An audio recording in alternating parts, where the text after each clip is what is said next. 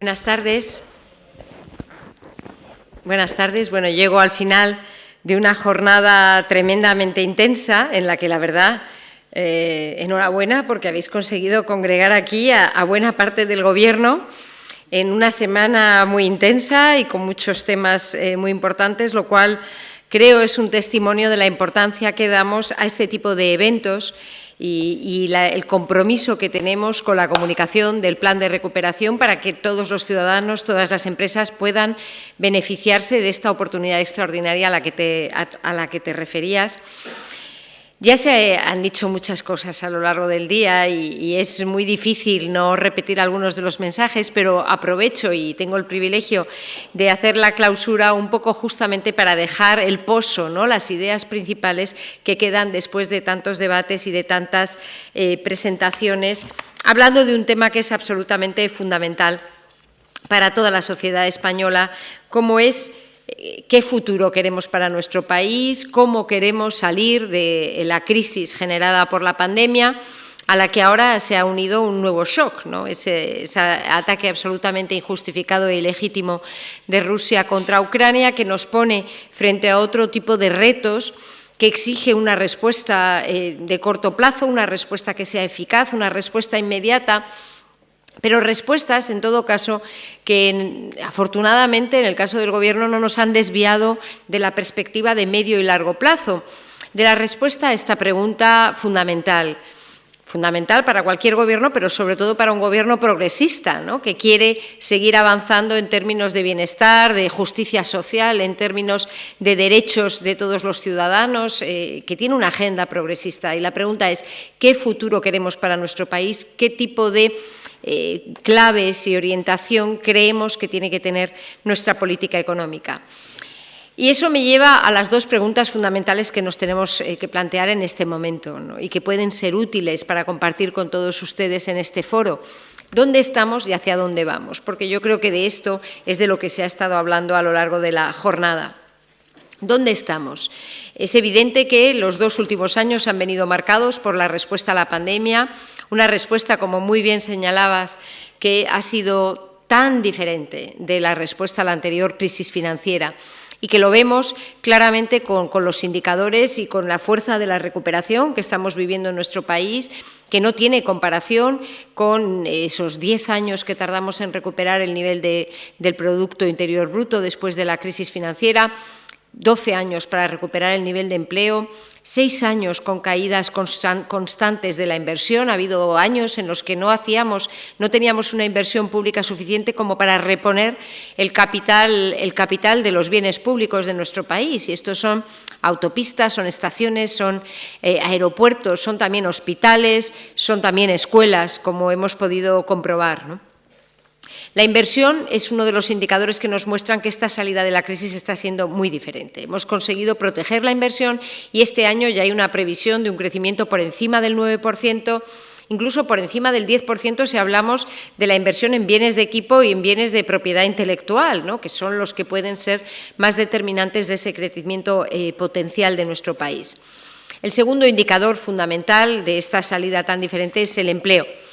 No hay más que pensar en esos más de 20 millones de afiliados a la Seguridad Social, el hecho de que 1 de cada 2 contratos en el mes de abril hayan sido indefinidos, que estemos viendo ya un cambio de paradigma que esperamos nos siga llevando a una bajada del desempleo, sobre todo el desempleo juvenil, y, en definitiva, que podamos empezar a superar esos desequilibrios o el lastre más importante que ha tenido nuestra economía desde el punto de vista de crecimiento, pero sobre todo desde el punto de vista de la desigualdad.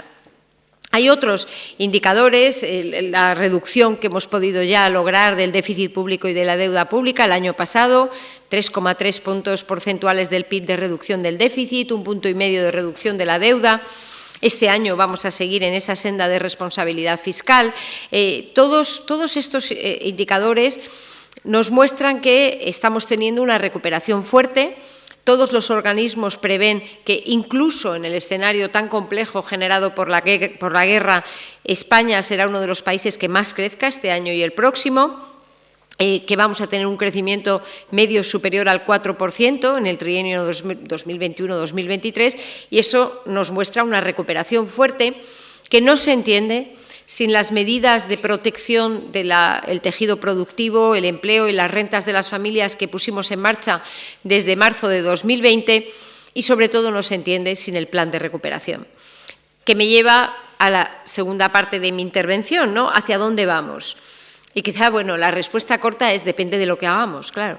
El futuro no está escrito y, por tanto, este es el momento de decidir y poner, encauzar aquellas inversiones, aquellas reformas que van a determinar cómo va a evolucionar la economía española en los próximos 10 o incluso 20 años.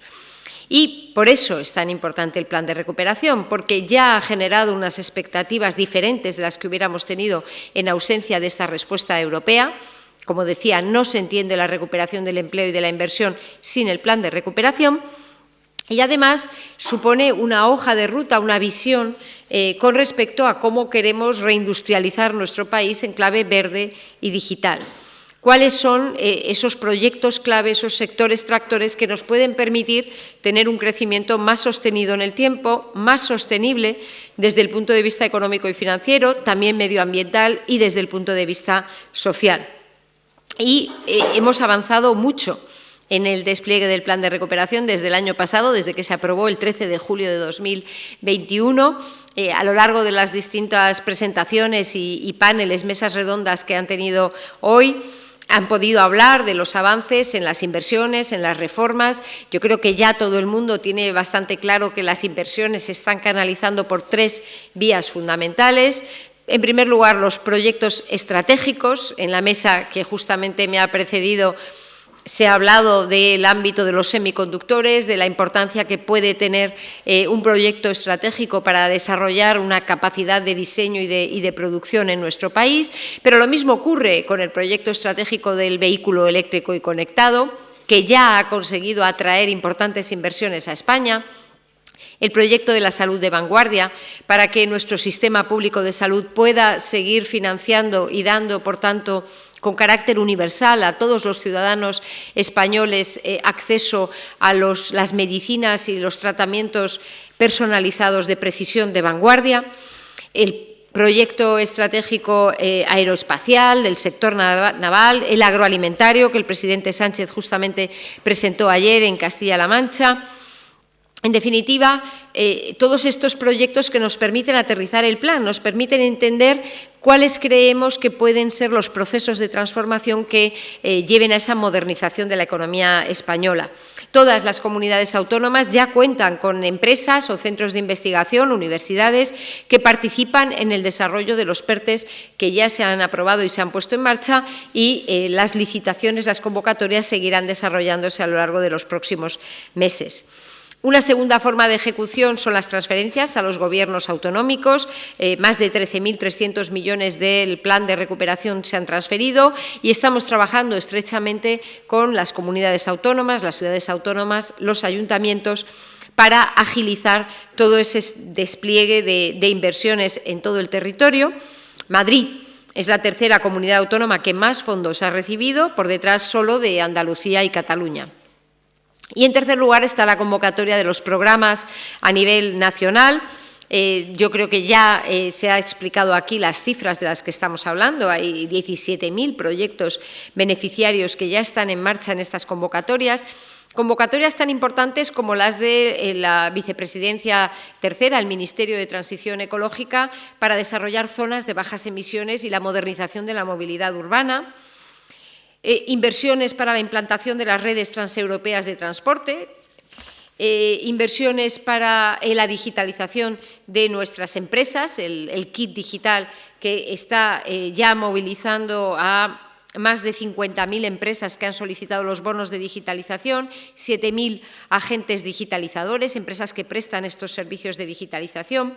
Ya hemos repartido más de 6.000 bonos a empresas, a pymes de entre 10 y 49 trabajadores, para que puedan justamente modernizar su página web, modernizar sus sistemas de gestión, la gestión de proveedores, de clientes, etcétera. También me gusta siempre señalar el plan INVEAT para la modernización de los equipamientos tecnológicos de los hospitales, lo cual es clave para justamente cubrir esa inversión que durante años quizá no hemos podido abordar para la renovación de equipos de alta tecnología. La ministra de Industria, estoy segura, ya se ha referido a los distintos proyectos estratégicos y a las licitaciones en el ámbito del comercio, del turismo, la modernización de la industria. Y esta semana hemos lanzado una invitación para que las comunidades autónomas se sumen al proyecto Spain Neurotech, la creación de un centro de referencia en neurotecnología, apoyándonos en las capacidades de investigación y de desarrollo que existen en algunas importantes universidades españolas. Es decir, que las inversiones se van desplegando y lo importante no es lo que se haga en un mes o en un día. Lo importante es que pongamos, que encaucemos, como decía, todo un proceso que va a movilizar la inversión privada y que va a llevar a un modelo de crecimiento más verde, más digital, más productivo de cara al futuro. En cuanto a las reformas, que siempre hablamos de inversiones, pero yo creo que las reformas son tan importantes y ya están teniendo un impacto sobre el terreno.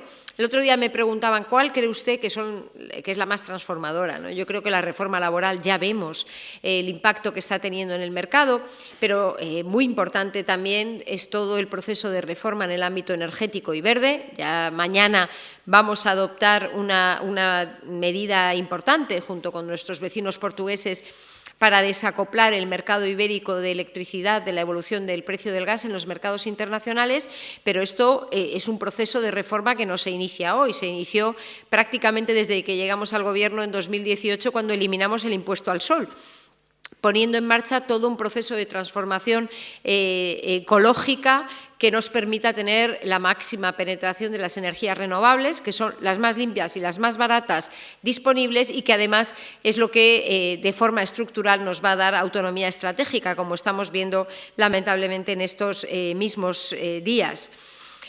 Todas estas reformas son importantes. Las relacionadas con la educación y la formación profesional me parecen claves para el futuro porque son las que abren oportunidades a nuestros jóvenes. Gracias al plan no solo estamos poniendo en marcha esas reformas, sino renovando todo el catálogo de formación profesional, creando más de 200.000 plazas de formación profesional, modernizando todo el equipamiento y las infraestructuras e impulsando la formación profesional dual, que era una asignatura pendiente en España, como diagnosticaban todos los organismos internacionales. Y en los próximos meses, en esta primera parte del año, tenemos que culminar un catálogo importante de reformas, la Ley de Telecomunicaciones, la de Audiovisual, la de Creación y Crecimiento Empresarial, la de Startups, la reforma concursal, entre otras. Y con ello tendremos en este año 2022 la velocidad de crucero y ya un marco normativo que pone a España entre los países más modernos y con una mayor capacidad de atracción de inversión y talento y de desarrollo de actividad económica en nuestro territorio, y tendremos también la velocidad de crucero en el despliegue de las inversiones en todo el territorio. Termino ya con una reflexión sobre dónde estamos y hacia dónde vamos y cuáles son los requisitos para lograrlo, porque estamos en un momento en el que los ciudadanos sienten mucha pena al ver la guerra en las puertas de Europa, también zozobra, incertidumbre, después de 2 años muy duros marcados por la pandemia. Acabamos de conocer hoy el dato que nos ha dado el Instituto Nacional de Estadística de la inflación en el mes de abril, que ha bajado 1/10 al 8,3%. Por supuesto, es un nivel inaceptable y tenemos que hacer todo lo posible porque cuanto antes se desacelere esta inflación y nos volvamos a los niveles que prevé el Banco de España, el Banco Central Europeo, en el entorno del 2% el año próximo. Y yo creo que en este momento es particularmente importante lanzar un mensaje de confianza y de esperanza, ¿no? Tenemos un Gobierno estable, un Gobierno que proporciona estabilidad, con una hoja de ruta clara, con unos fondos europeos que estamos aprovechando de la manera más eficiente posible. España es el país que lidera el despliegue del plan de recuperación porque nos jugamos mucho y, por tanto, no tenemos tiempo que perder para conseguir este cambio estructural, esta modernización y transformación de la economía española.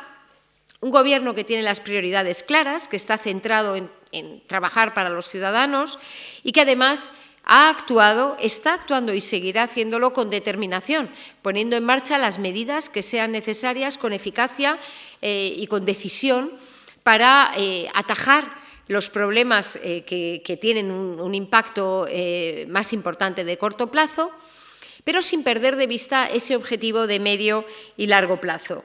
El futuro no está escrito, empezaba con esa reflexión. Estoy segura de que seguiremos teniendo que enfrentarnos a numerosos retos. Algunos los conocemos y los podemos anticipar, muchos evidentemente no podremos preverlos, igual que hace 3 años nadie hubiera previsto que íbamos a tener que enfrentarnos a una pandemia como la que hemos sufrido y que todavía azota partes importantes de la economía internacional. Pero yo creo que tenemos que tener confianza de que hemos respondido bien ante este reto sin precedentes extraordinario.